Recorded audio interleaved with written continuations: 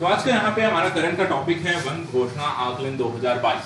देखा जाए तो पॉल्यूशन की स्थिति लगातार आपको बढ़ती रही है और अभी हाल फिलहाल देखें तो पिछले एक दो दिनों में तो दिल्ली आपका गैस चैम्बर बन रहा है।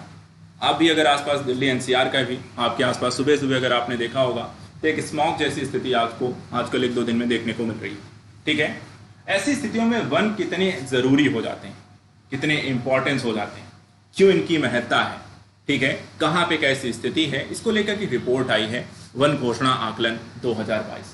तो समझना है इस रिपोर्ट में क्या क्या बातें कही गई हैं, किस संदर्भ में कही गई हैं, क्या डेटा इसमें दिया गया है और अन्य क्या पर्सपेक्टिव इसमें रखे गए।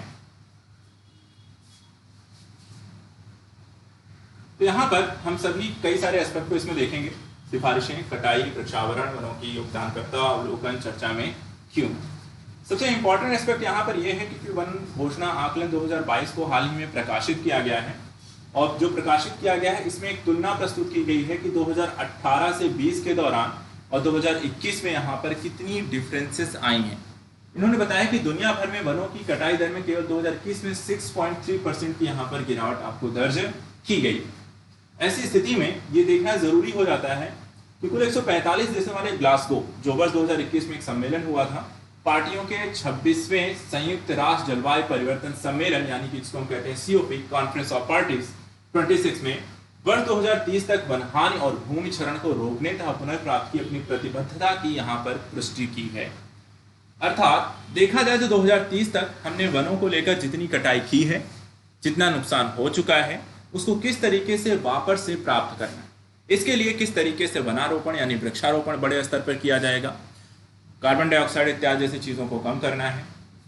साथ ही साथ जहां पर अगर आपको विकास की स्थितियां की जा रही हैं उन क्षेत्रों में आपको एक ग्रीन कॉन्सेप्ट को लेकर चलना है, जिसमें चाहे बिल्डिंग्स हैं, रोड्स हैं या अन्य जगह पर वहां पे ग्रीनरी के विकास के लिए पेड़ पौधे और वृक्षारोपण को बढ़ावा देने जैसी कई सारे पहले इसमें शामिल हैं।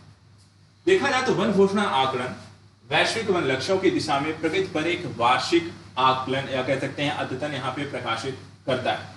एक फैक्ट यहाँ पर इन्होंने बताया है कि 2014 में वनों पर न्यूयॉर्क घोषणा, जो कि एक राजनीतिक घोषणा के रूप में अपनाया गया था, जिसमें प्राकृतिक वनहानि को रोकने और वर्ष 2030 तक करीब 350 मिलियन हेक्टेयर के परिदृश्य में यहाँ पर वन भूमि को बहाल करना एक बहुत बड़ा है। ठीक है, 350 मिलियन हेक्टेयर तक के भूमि पर आपको वनों को लगाना है। लेकिन क्या ये एक साथ लगेंगे या अलग अलग क्षेत्रों को मिला करके ऐसा है, किन देशों में लगेगा, ठीक है, ये सारी चीजों को लेकर अभी स्पेसिफिक्स में नहीं। हाँ, एक चीज बोली गई थी कि हम इतना इसमें करने वाले हैं। इस रिपोर्ट में देखिए कहा क्या क्या गया है, क्या क्या पॉइंट्स रखे गए हैं। पहली चीज उन्होंने बताया है कि वर्ष 2030 तक वनों की कटाई को रोकने के लिए एक भी वैश्विक संकेतक ट्रैक पर नहीं। अर्थात अब तक वनों की कटाई इत्यादि को लेकर या वनों के वृक्षारोपण इत्यादि को लेकर जो भी मानक तय किए गए, जो भी संकेतक निर्धारित किए गए, उनमें कोई भी यहां पर ठीक ढंग से काम नहीं कर रहा है, किसी का सही आकलन नहीं प्रस्तुत कर रहे हैं कि एग्जैक्टली चल क्या रहा है। और जब आपके पास आंकड़े नहीं होंगे तो आप यहां पर बातचीत भी नहीं कर सकते कि कहां पर कैसी स्थिति है। दूसरी चीज यहां पर यह कहते हैं कि 2030 तक वनों की कटाई को पूरी तरह से रोकने के लिए इसमें 10% वार्षिक कटौती किए जाने की भी आवश्यकता है। जबकि वनीकरण और बहाली के प्रयास सराहनीय रहे हैं, प्राप्ति की तुलना में अधिक वन क्षेत्र का यहाँ पर नुकसान हो रहा है। कि काम जरूर किया जा रहा है, लेकिन जिस तरीके से यहाँ पर किया जाना चाहिए, जिस स्तर का किया जाना चाहिए, और दूसरी तरफ वनों की कटाई को जिस तरीके से रोका जाना चाहिए, उनकी जब हम तुलना करते हैं तो ये उतना यहाँ पर काफी नहीं है। वर्ष 2021 में वैश्विक वन हानि में कमी आई है, लेकिन वर्ष 2030 तक वनों की कटाई को रोकने का महत्वपूर्ण जलवायु लक्ष्य के अब भी पिछड़ने की आशंका है। अर्थात जो सुधार आपको देखने को मिला है वो सुधार 2030 तक की जो हमने लक्ष्य रखे हैं उसके लिए नाकाफी है, अर्थात इतना पर्याप्त नहीं होगा, इससे और भी ज्यादा करने की आपको आवश्यकता है। अब वनों की कटाई में योगदानकर्ता कौन है, कौन कौन है जो यहाँ पर वनों की कटाई कर रहा है, क्या की स्थिति है, क्या रीजन है, वो देख लेते हैं। वर्ष 2021 में वनों की कटाई में ब्राजील दुनिया का सबसे बड़ा योगदानकर्ता रहा, जबकि ब्राजील के वनों को हम विश्व का फेफड़ा भी कहते हैं। लेकिन वहां पर अगर आप वनों की कटाई कर देते हैं, क्योंकि वो भी विकास की स्थितियों की ओर देख रहे हैं, अपने देश को, हर एक देश जो है अपने लोगों के लिए, अपने देश के लिए विकास की स्थिति को देखता है, और जब विकास की स्थितियों को देखता है तो वहां पर एक बहुत बड़े एरिया में जहां पे वन है उसको काट कर वहां पर अन्य प्रकार की गतिविधियां आगे बढ़ाएगा, जिसमें औद्योगिक गतिविधियां होंगी, रोजगार परक होंगी, आवासीय होंगी और अन्य तरीके का। दूसरी चीज देखा जाए तो आधार वर्ष 2018 से 20 की तुलना में देश ने वर्ष 2021 में वनों की कटाई की दर में 3% की वृद्धि यहां पर दर्ज की है। ब्राजील, हालांकि ब्राजील ने बड़ी वृद्धि नहीं दिखाई है, लेकिन प्रत्येक वर्ष की कुल वनों की कटाई दर उच्च बनी रही है, जिससे यह दुनिया का सबसे बड़ा योगदानकर्ता बन गया है। अर्थात सबसे ज्यादा वनों की कटाई में अगर किसी का योगदान है इस समय हाल फिलहाल में तो किसका है? ब्राजील का है। बोलिविया और कांगो लोकतांत्रिक गणराज्य में क्रमशः 6% और 3% वहां पे वनों की कटाई हो रही है। तो ब्राजील, बोलिविया और कांगो में वनों की कटाई सबसे ज्यादा यहां पर चल रही है। क्या वृक्षावरण में वृद्धि हुई है? क्या जितनी तेजी से वनों को काटा जा रहा है, क्या उतनी ही तेजी से हम वृक्षों को लगा रहे हैं या नहीं? तो वृक्षावरण की स्थिति कैसी है वैश्विक स्तर पे? जो पहला यहाँ पे देखिए कहा गया कि पिछले 2 दशकों में वैश्विक वृक्ष आवरण में 130.9 मिलियन हेक्टेयर की वृद्धि दर्ज की गई है। ठीक है, कितने? 2 दशक लग गए और हमने अभी देखा कि 2030 तक करीब 350 मिलियन हेक्टेयर पे लगाना है और यहां पर ये 2 दशक में कितना लगा पाए हैं? 130। और 2030 कितना रह गया है? 2 साल चले गए, 8 साल बचे हैं और 8 साल में आपको 350 मिलियन हेक्टेयर लगता है ये लोग कर लेंगे? जो 2 दशक में यहां पर इतना काम कर रहे हैं वो 8 साल में इतने कैसे करेंगे, इसी को लेकर सवालिया निशान है। वैश्विक लाभ का देखें तो 3/4 हिस्सा मुख्य रूप से 13 देशों ने यहां पे प्राप्त किया है। अब यहां पे देखिए सबसे महत्वपूर्ण जो सुधार है रशिया में 28.4%, कनाडा, अमेरिका, ब्राजील और चीन देश में यहां पर देखे गए हैं। चीन ने वृक्षों के आवरण सबसे बड़ी वृद्धि दर्ज की है 2.1 मिलियन हेक्टेयर की और भारत ने भी यहां पर वृक्षों के आवरण में 0.8 यहां पर मिलियन हेक्टेयर का यहां पे लाभ दर्ज किया है। तो भारत और चीन को देखें तो सबसे ज्यादा वृक्षावरण की स्थिति में आपको आगे यहां पर कार्य करते हुए देखे जा सकते हैं। इसके अलावा वैश्विक स्तर पर कुल वृक्ष आवरण की वृद्धि 128.6 मिलियन हेक्टेयर प्राकृतिक पुनर्जनन और वृक्षारोपण के साझे सहयोग से होने की यहाँ पे संभावना भी व्यक्त की गई है। तो काफी सारा यहाँ पर किसी एक का बस्ता नहीं है, ये भी है। एक देश अगर चाहेगा तो भी यहाँ पे संभव नहीं है, एक समूह चाहेगा तो भी संभव नहीं है। ये जब तक सब मिलकर काम नहीं करेंगे, क्योंकि ये पृथ्वी पे रहने वाला हर एक व्यक्ति उसके बचाव के लिए योगदान नहीं देगा तो फिर वहां पर कोई नहीं बचाएगा। कहने का मुद्दा यह है कि जब तक हर एक व्यक्ति को फर्क नहीं पड़ता है, आप ये नहीं कह सकते हैं कि इसमें मेरा क्या जाता है, अगर वो नहीं कर रहा तो मैं क्यों करूं। ये वाला जो एक माइंडसेट है, जब तक ये चेंज नहीं होगा तब तक ये चीजें नहीं होंगी। क्योंकि ऐसा देश भी कह सकता है, अमेरिका भी कह सकता है, रशिया भी कह सकता है, भारत भी कह सकता है, चाइना भी कह सकता है कि वो नहीं कर रहे हैं तो मैं क्यों करूं। और अगर ऐसा ही सब कहें तो ये पृथ्वी आपको बहुत जल्दी एक तपता हुआ आग का गोले में परिवर्तित हो जाएगी और ये जितना जीवन आपका बचा हुआ है, जो शायद हो सकता है 200, 400, 500 साल आप आंकड़े बता रहे हों, वो शायद 100-150 सालों में ही सब खत्म हो जाए। ग्लोबल वार्मिंग का इफेक्ट आपको देखने को ऑलरेडी मिलने लगा है। जलवायु परिवर्तन की स्थिति के तौर पर, मानसून की स्थिति के तौर पर, वर्षा की स्थिति के तौर पर, गर्मी के दिनों को लेकर देखिए, ठंडी के महीने जो 4 थे वो शायद अब सिमट कर 2 रह गए। बरसात जो शायद जून जुलाई से शुरू होती है अब अगस्त सितंबर में होने लगी। जो गर्मी सिर्फ 4 से 5 महीने पड़ती है वो 7 से 8 महीने पड़ने लगी। जो तापमान जो एवरेज रहा करता था जो 40, वो आज यहाँ पे 45, 46, 47 तक पहुंच जाता है। ये छोटे छोटे ही हैं लेकिन अंतर बहुत बड़े हो चुके हैं और आने वाले सालों में, अगले 10 सालों में ये अंतर और भी ज्यादा बड़े दिखाई देंगे। तो यहां पर अब ये स्थिति देखिए कि वनों की कटाई में कमी कहां आई है। गैबोन ने 2018 से 2020 की तुलना में 2021 में वनों की कटाई में करीब 28% की यहां पर कमी की है। तो एक अच्छा और सकारात्मक यहां पर एक पहल गैबोन के द्वारा। इस देश ने अवैध कटाई और संरक्षित क्षेत्रों के प्रवर्तन से निपटने के उपायों को यहां पे लागू किया है। उसी तरीके से इंडोनेशिया ने वन अधिस्थगन को लागू करने और प्रवर्तन से निपटने के उपायों को यहां पर लागू किया है। यह अधिस्थगन जो लगभग 66 मिलियन हेक्टेयर के प्राथमिक वन और पीटलैंड यानी स्थलीय आर्द्रभूमि पारिस्थितिक तंत्र को कवर करता है। पहली बार 2011 में इसे पेश किया गया और वनों की कटाई के कारण होने वाली आग से उत्सर्जन को कम करने के लिए प्रयासों के तहत नियमित रूप से नवीनीकृत यहां पर किया जाएगा। एक बड़ी समस्या आजकल आपको देखते होंगे कि वनों में आग लगने की घटना है, और उसके कारण भी काफ़ी वनों को यहाँ पर हानि होती है। ब्राज़ील में, कैलिफोर्निया में, अमेरिका में आपने देखा, ऑस्ट्रेलिया में आपको आए दिन लगती रहती है, इंडिया हो गया, आपको अफ्रीकन कई कंट्रीज़ में आपको लगती हैं। तो वहाँ पर ये भी एक बड़ा नुकसान यहाँ पर हो रहा है, और इसके लिए भी आपको सही तरीके से चीज़ों के वृक्षावरण और ऐसे पौधों को लगाए जाने की आवश्यकता है जो आग को लेकर थोड़े से सहनशील हो या तापमान को लेकर थोड़े से ज़्यादा सहनशील हो। ब्राजील में वर्ष 2004 और 2012 के बीच वनों की कटाई की दर में गिरावट, आंशिक रूप से यहाँ पर अमेजन के वनों की कटाई में रोकथाम, नियंत्रण जैसी कार्य योजनाएं यहाँ पर आपको एक समन्वित कार्य योजना के तहत उत्तरदायी माना जा सकता है। इसके अतिरिक्त संरक्षित क्षेत्रों और प्रभावी निगरानी प्रणालियों का यहाँ पर निर्माण किया जा रहा है कि किस तरीके से हम वनों को संरक्षित कर सकते हैं, उनकी निगरानी की जाए, ताकि कई बार जो होते हैं, जो तस्कर होते हैं, जो बड़े स्तर पर वनों की कटाई करते हैं, ठीक है, खासकर ऐसे मूल्यवान पेड़ों की जिनकी मार्केट में, ब्लैक मार्केट में आपको अच्छी खासी कीमत होती है। जैसे भारत में आपको देखें तो चंदन के जो पेड़ होते हैं उनकी बड़े स्तर पे आपको तस्करी की जाती है। इस पर एक मूवी भी अभी हाल फिलहाल बनी थी, पुष्पा। तो वहां पर देखिए जो आपको बड़े स्तर पे जो चंदन के आपके पेड़ हैं उनकी कटाई इसी कारण यहाँ पर की जाती है। तो ऐसे पेड़ों को लेकर के जहां पर भी हैं, ऐसा नहीं कि सिर्फ इंडिया में है, ऐसे कोई भी पेड़ जो किसी क्षेत्र विशेष में है वहां पर इन तस्करों से आपको बचाने की जरूरत है। अन्यथा वो बाहर से आपको देखने को वन रहेगा, लेकिन वो अंदर अंदर अंदर अंदर उसको खाली कर चुके हैं। इसके अतिरिक्त हाल के वर्षों में वनों की रक्षा के लिए यूरोपीय संघ, इक्वाडोर और भारत में यहाँ पे कानूनी हस्तक्षेप देखा गया है। वर्ष 2021 में इक्वाडोर की एक संवैधानिक अदालत ने देश के संविधान में निहित प्रकृति के अधिकारों को बरकरार रखा है कि प्राकृतिक तौर जैसे कि हमें जीवन जीने का अधिकार, इस तरह के अधिकार यहाँ पे प्राप्त एक मौलिक अधिकार के तौर पे, उसी तरह प्राकृतिक अधिकार भी यहाँ पर लोगों को प्रदान किया गया है आपको इक्वाडोर में। क्या किया जा सकता है अगर ये स्थिति बनी है, वनों की कटाई इत्यादि बड़े स्तर पर की जा रही है, तो हम क्या कर सकते हैं ताकि यहाँ पर इस पर कमी लाई जा सके।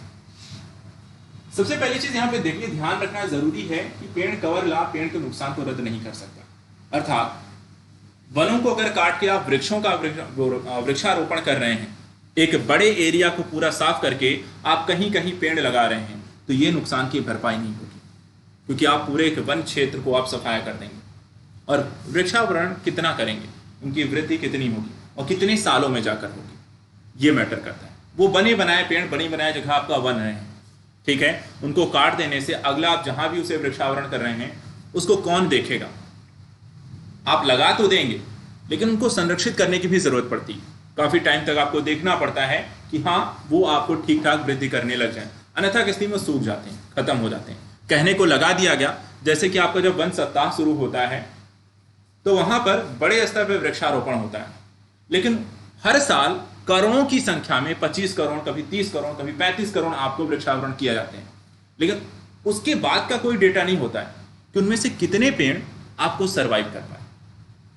लगाना बड़ी बात नहीं है, लेकिन लगाने के साथ साथ उसको वहां पे संरक्षित करना भी उतना ही जरूरी है जितना आपको लगाना है, ठीक है। नहीं तो लगाने का कोई फायदा नहीं। हर साल लगाइए, एक फोटो आपको फ्रेम हो जाएगी कि हाँ यहाँ पे लगे हैं, इतने रिकॉर्ड दर्ज किए गए हैं, लेकिन क्या वो 35 करोड़ पेड़ हमें अगले साल उसी अवस्था में और पहले से ज्यादा ग्रोथ के रूप में दिखाई दे रहे हैं? बात वहां पर सही होगी अगर हम वो चीजें वहां पर करने लग जाए। देखा जाए तो वन आवरण लाभ कार्बन भंडारण, जैव विविधता, पारिस्थितिकी तंत्र सेवाओं के संदर्भ में वन हानि के प्रभावों को नकारते नहीं हैं। सर्वोच्च एवं प्राथमिकता वाले प्रयासों को प्राथमिक वनों के नुकसान से बचाने की दिशा में निर्देशित किया जाना चाहिए। देखिए वन बहुत जरूरी है। कार्बन के भंडारण अर्थात जो पॉल्यूशन हो रहा है, जो कार्बन डाइऑक्साइड इत्यादि होती है, जैसे हमने देखा अभी साइंस में भी आप पढ़ते हैं कि पौधों की जो पत्तियां होती हैं वो भोजन के निर्माण के लिए क्या लेती हैं, ठीक है। तो वहां पर अगर हम पेड़ रहते हैं तो जो कार्बन डाइऑक्साइड है अगर उत्सर्जित भी कर रहे हैं तो ये पेड़ क्या कर लेंगे, उन्हें अवशोषित करते हैं, तो कार्बन भंडारण का काम करते हैं। जैव विविधता के लिए उतनी ही जरूरी है, एक तो पौधों की विविधता के दृष्टिकोण से, दूसरा इन पौधों के कारण, इन जंगलों के कारण ही आपको अन्य जो जीव जंतु हैं उनकी भी विविधता होती है, क्योंकि अगर ये खत्म हो गए, ये उनके आवास क्षेत्र हैं। अगर आप वन काट रहे हैं तो वन काटने के साथ साथ आप उनके आवासीय क्षेत्र को भी नष्ट कर रहे हैं, और आवासीय क्षेत्र नष्ट हो जाएगा तो उनका कहीं ना कहीं आपको रहने का घर नहीं होगा, तो संघर्ष की स्थितियां होंगी, शिकार होगा, और उनकी यहाँ पर एक हानि जो जैव विविधता हानि के दृष्टिकोण से आप देखेंगे। तो यहां पर इन सभी चीजों के लिए भी उतना ही ये जरूरी है। वर्ष 2030 तक वनों की कटाई को रोकने और रिवर्स करने के लिए वैश्विक लक्ष्यों को पूरा करने के लिए वित्त को ट्रैक पर लाने की आवश्यकता है, क्योंकि वित्तीय जरूरतें आपको वृक्षारोपण भी करना होता है तो पैसे लगते हैं, उनका संरक्षण करना होगा, देखभाल करनी होगी, बीज खाद पानी देना होगा, तो वहां पे पैसे चाहिए होंगे, तो वित्त की व्यवस्था करनी होगी। वैश्विक स्तर पर वनों की रक्षा, पुनर्स्थापना और वृद्धि के लिए करीब 460 बिलियन अमेरिकी डॉलर की लागत आएगी, और इतनी लागत कौन किसका क्या योगदान होगा उसके अनुरूप यहां पर देना चाहिए। वर्तमान में वनों के लिए घरेलू और अंतर्राष्ट्रीय समन वित्त प्रतिवर्ष औसतन 2.3 बिलियन अमेरिकी डॉलर का यहां पर है, और आवश्यकता से ये 1% से भी कम है। तो जितनी आवश्यकता है उसके मुकाबले आवश्यकता हमें कितनी है, 460 बिलियन अमेरिकी डॉलर की, और मिल कितना यहां पे रहा है, सिर्फ 2.3 बिलियन अमेरिकी डॉलर। इसके अतिरिक्त वर्ष 2030 के लक्ष्यों को पूरा करने के लिए वन वित्त पोषण में 200 गुना तक वृद्धि होनी चाहिए। वन हमारी अर्थव्यवस्था की रीढ़ भी है। वनों की कटाई को रोका जाना चाहिए, बहाली की जानी चाहिए, इसके लिए ठोस प्रयास आपको अपनाने चाहिए। लोगों, प्रकृति और जलवायु को यहां पर इससे लाभ होगा। इसका मतलब यह है कि करीब यहां पे जमीनी समावेशी समाधान, सार्वजनिक और निजी क्षेत्र, नागरिक समाज के बीच यहां पे मजबूत सहयोग और समन्वय प्रतिबद्धताओं को कार्यान्वयन की ओर बढ़ा जा सकता है। ओवरऑल पर्सपेक्टिव के लिहाज से कि जैसा हमने कहा कि यहां पर किसी एक व्यक्ति का इसमें काम नहीं है, इसमें आपको एक सामान्य नागरिक भी पार्टिसिपेट करेगा, इसमें सार्वजनिक सेक्टर भी पार्टिसिपेट करे, इसमें निजी क्षेत्र भी आए, और इसमें प्रशासन भी उसमें अपनी भागीदारी को निभाए। जब तक सभी सहयोगपूर्ण, एक कह सकते हैं ना, एक ऐसी योजना पर, एक स्थितियों पे काम किया जाए जहां पर सब कोई की एक भूमिका निर्धारित कि सार्वजनिक क्षेत्र क्या करने वाला है, निजी क्षेत्र क्या करेगा, समाज की इसमें क्या भूमिका होगी, और सभी मिल करके यहाँ पर वृक्षावरण, वनावरण और इस तरह के प्राकृतिक एनवायरमेंट को बनाने के लिए कार्य करें। अगर ऐसा नहीं होगा तो फिर अगर आप सोचे सिर्फ सरकार करके दे देगी, तो सरकार कितना करेगी? ठीक है, हम चाहें, इतनी बड़ी जनसंख्या है तो बहुत सारे क्षेत्र होते हैं, हम किस तरीके से वृक्षावरण की, एक पेड़ अगर हम कहते हैं, एक पेड़ भी अगर आप हर साल या एक साल भी लगाकर उसको सही तरीके से डेवलप कर दें, तो हमारी इतनी बड़ी जनसंख्या है, हम कितने पेड़ तैयार कर सकते हैं? सरकार की जरूरत भी नहीं पड़नी, सिर्फ एक व्यक्ति कितने का आता है एक पेड़? पौधे लेने जाओगे कितने का मिलेगा? 5, 10, 15, 20, 50, 100 मैक्सिमम। इतना खर्च करके आप एक पेड़ जो क्रिएट करोगे, और इतना हर कोई अफोर्ड कर सकता है, आप हर किसी को इतनी पॉकेट मनी भी मिल जाती है, ज़्यादा ही मिल जाती है, जो खर्च हो जाती है। लेकिन वो पेड़ जो आप खड़ा करोगे वो कई सारी अन्य चीज़ें आपको रिटर्न में देता है। ठीक है, तो यहाँ पर उसी की इसमें बात की गई। बाकी एक टॉपिक इसमें आता है निर्वनीकरण, लास्ट है, इसको देख लेते हैं। निर्वनीकरण क्या होता है? निर्वनीकरण अर्थात वन एवं जंगल के अलावा किसी अन्य कार्य हेतु स्थान यानी कि जगह प्राप्त करने के लिए पेड़ों को स्थायी रूप से काटना या हटाना। इसमें कृषि या चराई के लिए भूमि को साफ करना, ईंधन निर्माण, विनिर्माण के लिए लकड़ी का उपयोग करना इत्यादि शामिल है। अर्थात जहां पहले वन था, ठीक है, आपकी आवश्यकताएं बढ़ी, और जब आवश्यकताएं बढ़ी, आवश्यकताएं कुछ भी हो सकती हैं। मान लीजिए आपको उद्योग स्थापित करने हो, तो आपको उद्योग स्थापित करने के लिए जगह चाहिए थी, जगह आपको आसपास दिखी नहीं, कहीं इसको पेड़ को साफ कर दो और यहीं पे उद्योग लगा दो। तो अर्थात जहां पर पहले वन थे उनको पूरी तरीके से साफ करके आपने वहां पे आवासीय बस्तियां बसा दी, गांव बसा दिए, शहर बसा दिए, या कोई ना कोई उद्योग बसा दिए। तो ऐसी स्थितियों को हम कहते हैं निर्वनीकरण। वर्तमान में सबसे अधिक वनों की कटाई आपको उष्णकटिबंधीय क्षेत्रों में हो रही है। इसके प्रभाव के तौर पे अगर हम देखें, उष्णकटिबंधीय क्षेत्रों में वनों की कटाई कैनोपी पर जलवाष्प के उत्पादन के तरीके को प्रभावित कर सकती है, जिससे वर्षा कम होगी। अर्थात वन नहीं होंगे तो वाष्पीकरण की प्रक्रियाएं कम होंगी, वाष्पीकरण की प्रक्रियाएं कम होंगी, बादल इत्यादि आपको नहीं बनेंगे, और वो संग्रहण नहीं होंगे, और संग्रहण नहीं होगा, फिर आपको वर्षा इत्यादि चीजें डेवलप नहीं होंगी। तो वहां पर पूरा का पूरा, हम कहते हैं ग्लोबल वार्मिंग का जो इफेक्ट है, जो वर्षा समय से नहीं आ रही है या कम हो रही है, उसमें वनों के ना होना एक बहुत बड़ा आपको रीजन क्रिएट करेगा। वनों की कटाई न केवल उन वनस्पतियों के समाप्त हो जाती है, बल्कि वनों की कटाई आपको वनस्पतियों के समाप्त होने के साथ साथ हवा से कार्बन डाइऑक्साइड को हटाने के लिए भी जो महत्वपूर्ण की स्थिति होती है, वो भी प्रक्रिया आपकी समाप्त हो जाती है। और जब कार्बन डाइऑक्साइड आपको वायुमंडल से नहीं हट रहा है, वो धीरे धीरे आपको जमा होता रहेगा, उसकी आपकी मात्रा बढ़ती रहेगी, और ऐसा होते होते क्या इफेक्ट क्रिएट कर देगा? ग्रीन हाउस गैस उत्सर्जन। जो ग्रीन हाउस इफेक्ट होता है उसको पढ़ा है आपने, ग्रीन हाउस इफेक्ट में क्या होता है, आपकी पृथ्वी जो गर्म रहती है और जो लगातार गर्म होती जा रही है, वो किसके कारण होती है? ग्रीन हाउस इफेक्ट के कारण। क्यों? क्योंकि ये आपको जो तापमान होता है, जो गर्मी होती है, ये इसको पास आउट नहीं होने देते हैं, अंतरिक्ष में नहीं जाने देते हैं, और यहाँ से जो गर्मी पृथ्वी उत्सर्जित करती है वो आपको इन्हीं के ऊपर जाने के बाद वायुमंडल में इन्हीं गैसों से टकरा कर वापस चली जाती है। अगर यही गर्मी उत्सर्जित हो जाए पूरी तरीके से तो आपकी पृथ्वी कभी इतनी गर्म होगी नहीं, लेकिन ये लगातार ऐसा हो रहा है। और जब तक ये ऐसा होता रहेगा, अर्थात आपकी पृथ्वी लगातार गर्म होती रहेगी, ग्रीन हाउस गैस उत्सर्जित होते रहेंगे, ग्लोबल वार्मिंग और पृथ्वी का टेम्परेचर बढ़ता रहेगा, उससे आपकी जैव विविधता, पशु और जीवन सभी को यहाँ पर नुकसान है।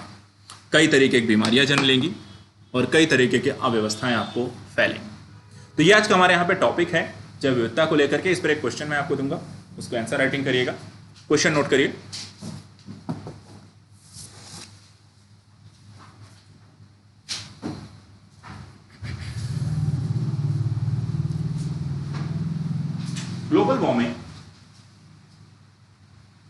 ग्लोबल वार्मिंग से क्या तात्पर्य है? वर्तमान समय में निर्वनीकरण की समस्या के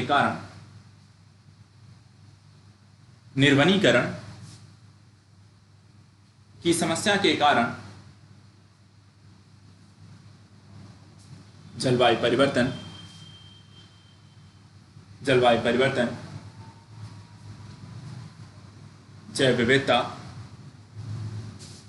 जैव विविधता ह्रास जैसी कई समस्याएं देखी जाती हैं।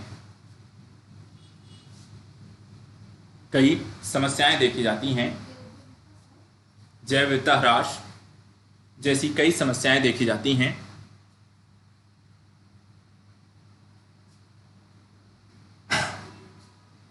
आपके अनुसार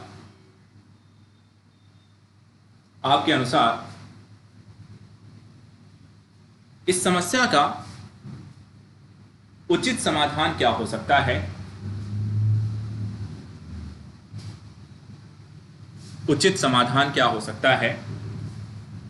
सुझाव दीजिए। ठीक है, ये क्वेश्चन 200 वर्ड में आपको इसकी आंसर राइटिंग करनी है। बाकी कल मिलेंगे तो कुछ और चीज़ों को डिस्कस करेंगे।